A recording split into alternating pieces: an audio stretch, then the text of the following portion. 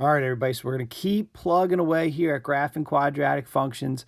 The biggest thing that I can say, especially with today's lesson, is make sure you're paying attention to different patterns that you see, different pieces of the function, where they're located and how they move and how they change, because sometimes you'll even get simple questions as far as how does this change from one function to the next, and it's just being able to identify these little things. There aren't really formulas here or anything like that. Is if you can notice these slight changes, it really makes things a lot easier for you, okay? So if you notice these first three equations, what is different about all three of these equations is the number in front of the x squared, right? We have a negative 1/3, we have a 1, and then we have a 2. So let's take a look and let's talk a little bit about what each of these graphs would look like. First off, with fractions, we've talked about this before. If you ever have a fraction, we're just going to set up a table of values here, x, y, x, y, x, y. Whenever you plug in your x's, if you're making them up, make sure you pick multiples of that number. So 3, for example, is the denominator in the first one. So I'm going to go with -6, -3, 0, 3, and 6.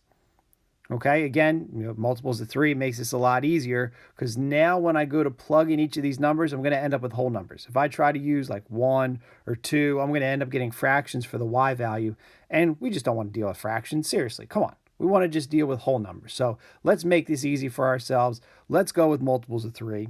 So if we start by -6, again, feel free to pause this video if you want to pause it, try some of this stuff on your own, okay? But I'm just going to kind of keep making my way through. If I take -6 and I plug it in, I have to keep in mind my order of operation. So the first thing I'm going to do is -6 squared. And anytime you square a negative number, remember it always becomes positive. So that's going to be positive 36.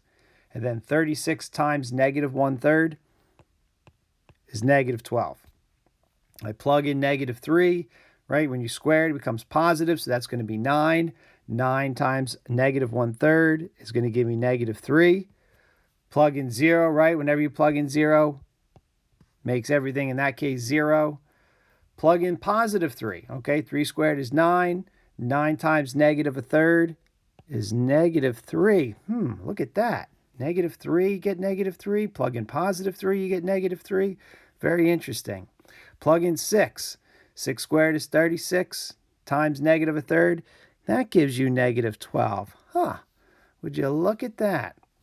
All right, let's go to the next one. Y equals x squared. Here, if you don't have a fraction, the numbers that you should use for x, real simple. -2, -1, 0, 1, and 2.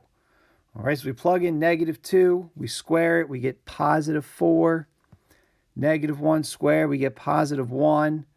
Plug in 0, you end up with 0. 1 squared is 1. Look at that. -1, you get 1. +1, you get 1. 2 squared is 4. The same as when you plug in -2. Very interesting. I think I'm starting to notice a pattern here maybe.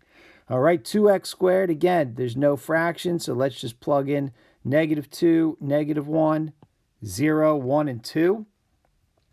So if I plug in -2, again, I got to make sure I do order of operations here. So -2 squared is 4, and 4 times 2 is 8. Plug in -1 squared, you get +1. 1 times 2 is 2. Plug in 0, you get 0. Plug in 1. 1 squared is 1 times 2 is 2. Look at that again. Can we guess what maybe this is going to be? 2 squared is 4. 4 times 2 is 8. Okay? So what we're going to do now is we're going to talk about, again, look at all three of these functions and let's see, what do you notice or what do you wonder? Okay, well, I think the first thing that we've been kind of talking about over and over again that you hopefully have noticed is that the positive and negative x value both have the same y value. Okay, hopefully that's the first thing that you picked up on. The second thing that we're going to talk about is notice we have a 1/3, a 1, and then a 2 all in front of the x squared. Okay, and we're going to fill that in as soon as we're done now graphing each of these. Some are a little bit harder to graph based off of the numbers, so just kind of bear with it. We might do like a little rough sketch here. If you have 3 colors, actually, this would be a great time to use 3 different colors. Pause the video, get 3 colors right now, and then let's come back and do this. So we are going to start with the x squared. Y equals x squared is what we call the true parent function of a quadratic. If you ever hear of a quadratic graph, the first thing you should really think of is what the graph of y equals x squared looks like. So it starts out 0, 0. Then notice negative 1, 1, and also 1, 1.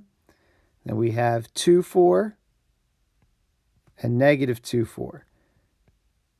Notice this symmetric going on here, right? If you look on both sides, how they're both balanced right away from the center. Because remember what we could always do is right down the middle, we draw what we call the axis of symmetry, and it splits everything evenly here. So here's the graph of y equals x squared. Okay, let's say we do the 2x squared next. Okay, so for 2x squared, we're still at 0, 0. We're at negative 1, 2, and 1, 2. And then negative 2, 8. Again, we're going to have to estimate a little here. Maybe it's about right there. And 2, 8. About right there. So notice how this graph is a little narrower than the general x squared.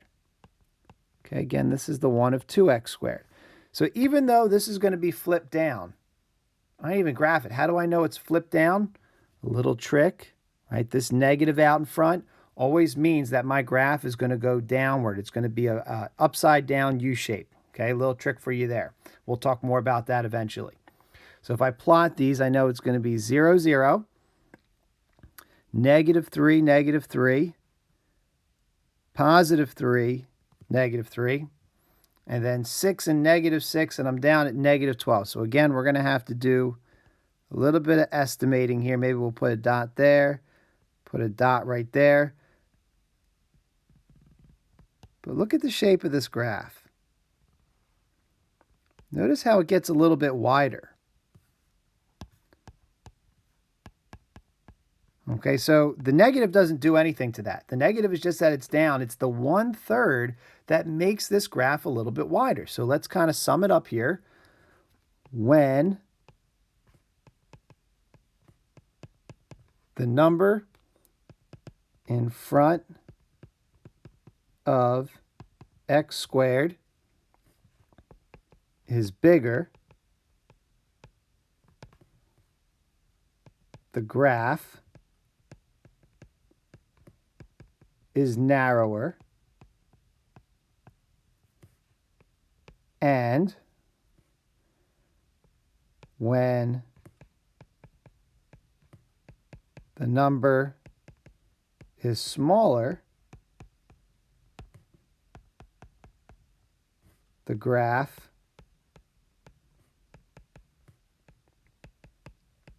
is wider. Again, pause the video if you need to catch up with that there. Okay, so a couple things to notice there. Notice the symmetric, one side and the other side, everything is very balanced. And then also, as we get bigger with the number in front of the x squared, our graph is going to get narrower. As it becomes more of a fraction, it gets a little bit wider. Again, the negative has nothing to do with it. All the negative does is it makes it flip downward. Okay, well, so what about now? What if we look at the difference here with these particular graphs? So we have x squared in the middle. They already give us that graph. Then we have x squared plus 3 and x squared minus 2.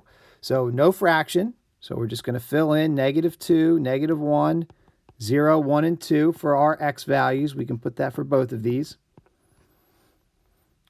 Okay, so let's see. Negative 2 squared is positive 4, and 4 plus 3 is 7. Negative 1 squared is 1. 1 plus 3 is 4. If we plug in 0, this time it doesn't come out to be 0 like the others. It's just x squared is 0, but 0 plus 3 is 3. Plug in 1. 1 squared is 1. 1 plus 3 is 4. Oh my God, look at that symmetric again, right? Plug in 2. 2 squared is 4. 4 plus 3 is 7. Okay, when you're plugging this in, kind of a little side note here, you have to make sure you're putting the negative in parentheses. If you're not, your calculator is not going to give you the right answer. If you try to plug it in just like that in your calculator, it's going to give you -4 because it's doing order of operations. It's squaring, but it's not including the negative. That is not what we want at all. We want to make sure when we're plugging in our calculator, we're plugging in -2 in parentheses and then squaring it. That is how you will make sure that you get the right answer. Okay, on to the other side. So if you want to pause it again, try this on your own, see if you get the same answers that I do. So -2 squared is going to be 4. 4 minus 2 is 2. -1 squared is 1. 1 minus 2 is -1. 0. 0 minus 2 is -2. And I bet you can kind of guess right now what you think these next two are going to be, but let's just show. 1 squared is 1. 1 minus 2 is -1. 2 squared is 4, and 4 minus 2 is 2. So let's again take these. Let's use different colors and show the differences on the graph. So there we see we have y equals x squared. Notice the vertex is right here at 0, 0. What happens when we graph x squared plus 3? So let's see. This is going to be 0, 3, -1, 4, and +1, 4. 2, 7, -2, 7. There's the graph. So even though it's inside of the x squared, it doesn't look any narrower than y equals x squared. It's just higher up, right? We moved it really 3 spaces up because of the +3. Let's look at the other one. X squared minus 2. So we start at 0, -2. We have -1, -1, and +1, -1. We have 2, 2, and -2, 2.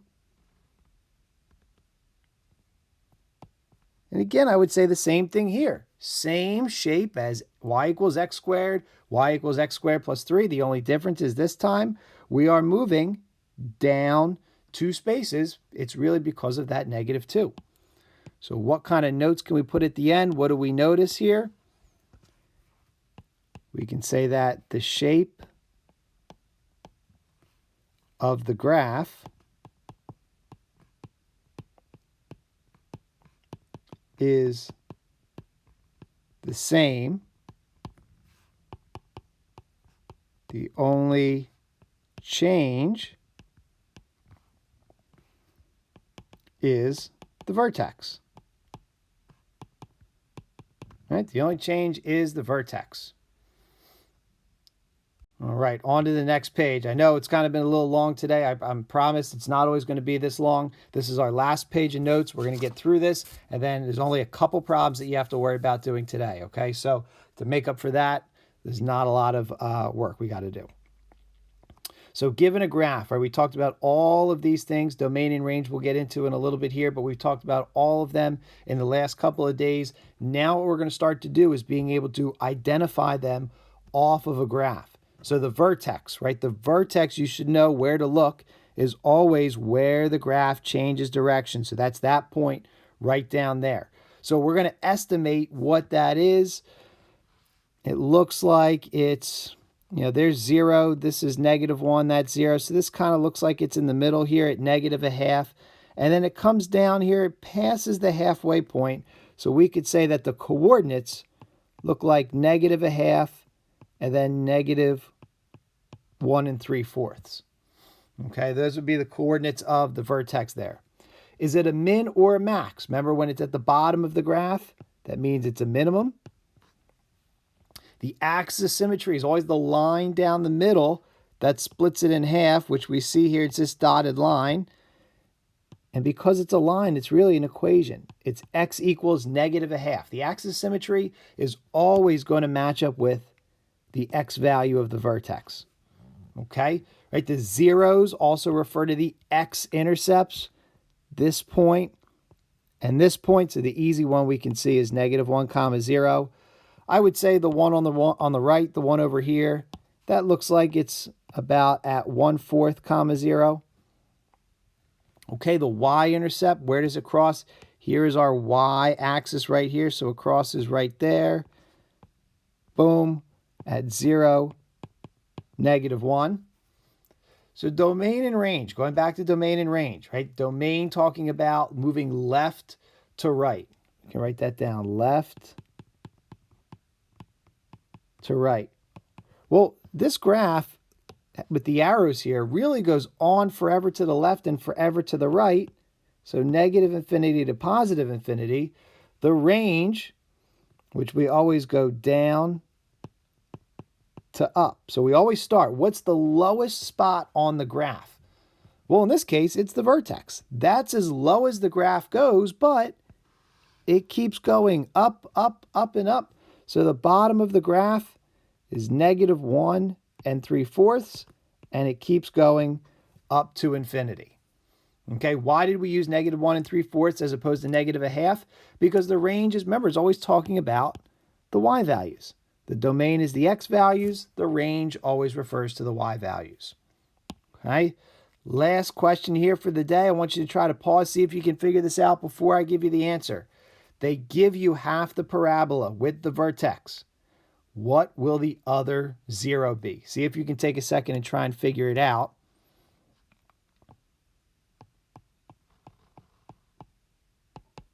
Well, if that's the vertex, and that's the axis symmetry, and here's the 1, 0, right? From the axis to that intercept is 1, 2, 3, 4, 5 spaces away. Remember, the axis symmetry always splits up the graph evenly. So that means I'd have to go 1, 2, 3, 4, 5, right at -3. Another 5 spaces away, and that would be my answer. Is that I get -3, 0, because again, the axis of symmetry splits the x-intercepts. All right, and that's it for today. All I want you to do is this page right here. This is page 10. All right, there's 3 quick questions. That's your assignment. Make sure you take a picture, upload it to Google Classroom, and that's all for today. Again, make sure you hop on Zoom if you feel that you have any questions that you want me to answer. If you want to talk about anything, you guys know I'm always here for you. So by all means, we can do that as well. And let's keep rolling. Make sure you're staying on top of your work. You guys have done great over the last couple days. Let's keep it moving. All right, enjoy the rest of your day.